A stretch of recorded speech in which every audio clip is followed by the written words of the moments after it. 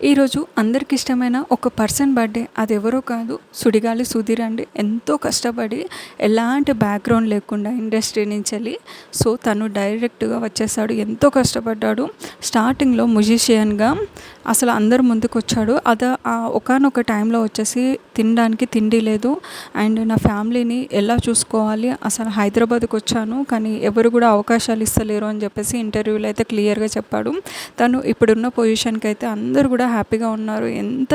తన health issues కూడా చాలా చాలా ఉన్నాయని చెప్పేసి ఒకానొక ఇంటర్వ్యూలో చెప్పాడు. అసలు నేను కాలు కదపలేని పరిస్థితి, నా బ్యాక్ సైడు అసలు ఎలా ఉంది అని అంటే ఒక పక్షపాతం లాగా వచ్చేసింది. కానీ నేను ఇప్పుడు ఇలా మేము ముందుకు వచ్చాను అంటే ఆ దేవుడి దయనే అని చెప్పేసి తను మనకైతే చాలాసార్లు చెప్పాడు. ప్రజెంట్ వాళ్ళ ఫ్యామిలీని అయితే చాలా చాలా బాగా చూసుకుంటున్నాడు. ఇలాంటి ఒక అద్భుతమైన పర్సన్కి అందరూ కూడా బర్త్డే విషెస్ తెలియజేయాలని చెప్పేసి నేను కోరుకుంటున్నాను.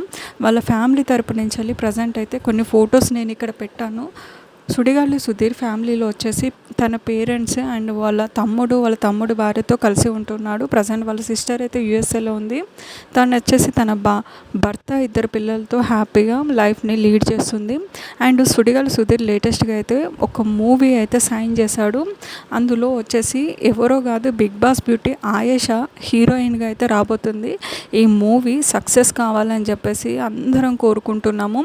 అండ్ ఇప్పుడు ప్రజెంట్ వచ్చేసి మూవీ నేమ్ అయితే ఇంకా బయటికి తీసుకురాలేదు. ఖచ్చితంగా 3-4 నెలల్లో అందరి ముందుకైతే ఈ మూవీ రాబోతుంది. అండ్ తను శ్రీదేవి డ్రామా కంపెనీ అండ్ ఇంకొక 2-3 షోస్ కూడా చేస్తున్నాడు.